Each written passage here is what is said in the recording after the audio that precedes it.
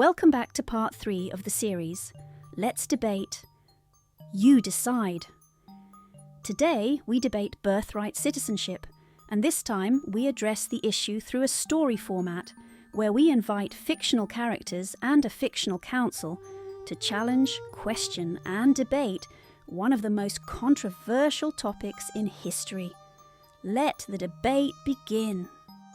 The grand hall was alive with quiet conversations, a restless sea of voices weaving between the stone pillars and stained glass windows.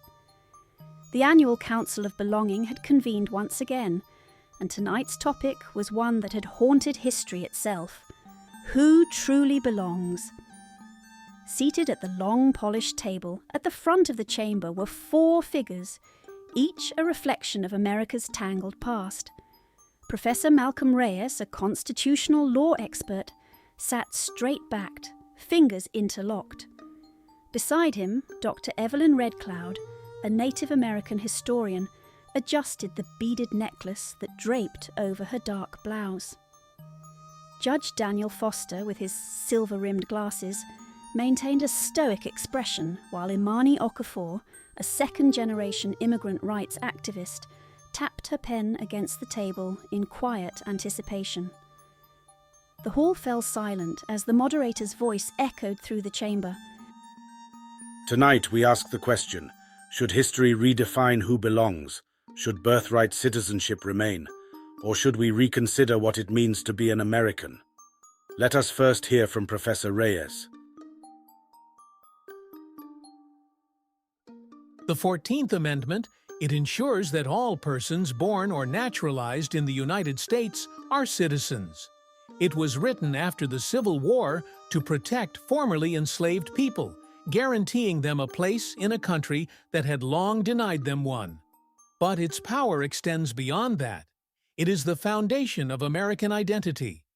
If we question birthright citizenship now, we unravel the very fabric of what has held this nation together. The law, above all, determines who belongs.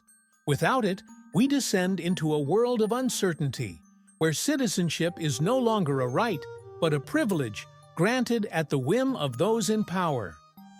I think you all can agree, even though I still hear some uneasiness on this issue. Now we will hear from Dr. Evelyn Red Cloud.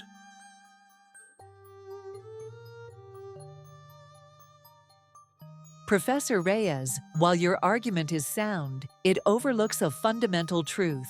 Before the 14th Amendment, before the United States itself, my ancestors walked this land. We did not immigrate here. We did not seek permission to exist. And yet, we were the ones stripped of our rights, forced into reservations, excluded from citizenship until 1924. If we truly want to talk about who belongs, we must ask, who had the right to grant citizenship in the first place? Who decided this land was theirs to govern? By that logic, perhaps it is the rest of you who should return to your ancestors' lands. I see by the nodding of your heads, some of you agree. Thank you. Thank you, Dr. Red Cloud. Next to offer his opinion is Judge Daniel Foster. Dr. Red Cloud, history is filled with injustices, but we cannot govern based on the past.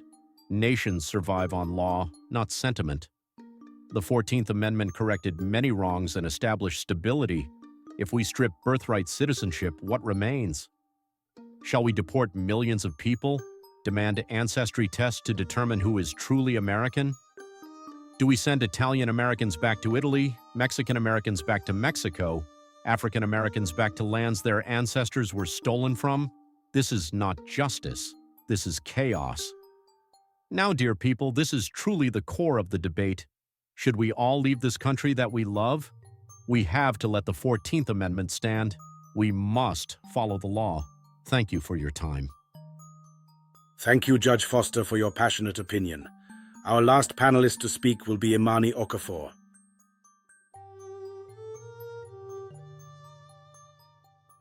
Judge Foster, your argument assumes that the system is fair. But let's be honest, birthright citizenship was never about fairness. It was about maintaining power. Native Americans were excluded. Asian immigrants were denied naturalization for decades, and even today, we hear cries that children of undocumented immigrants should not be citizens, despite being born here. So I ask, who gets to decide who belongs? Because history has shown us that the answer has always benefited the same people. I know this is a controversial issue, and as I hear the negative outcry from the audience, this is a debate no one wants to have because right now, it is a quiet storm waiting to break loudly. Thank you everyone for hearing me out.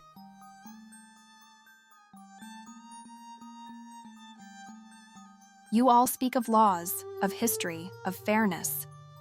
But my people never had the luxury of debate. We were here before borders, before governments, before citizenship itself.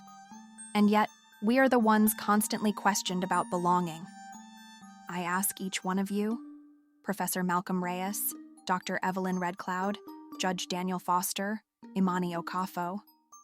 Maybe the real question isn't who deserves citizenship.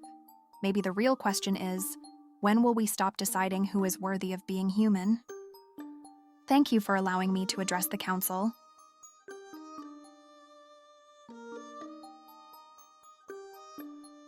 The debate has not ended. There is no clear winner, but something has shifted, because for the first time the question is no longer about laws or history. It is about identity, power, and what it truly means to belong. The Council of Belonging would meet again next year. Perhaps by then the world would have a different answer, or perhaps, as history has shown, the question will never truly be resolved. Remember, we are a council of we the people, made up of all nationalities, colors, creeds, and religions. This meeting is now adjourned. And that wraps up part 3 of our series, Let's Debate, You Decide. We've laid out the historical facts. Now it's your turn to decide. Who truly belongs? The birthright citizenship debate no one wants to have. Let's hear your comments down below. Thank you for watching. If you enjoyed this episode, don't forget to like, subscribe, and hit the notification bell so you don't miss part 4, where we dive into another controversial moment in history. Until then, keep questioning, keep debating, and we'll see you in the next episode.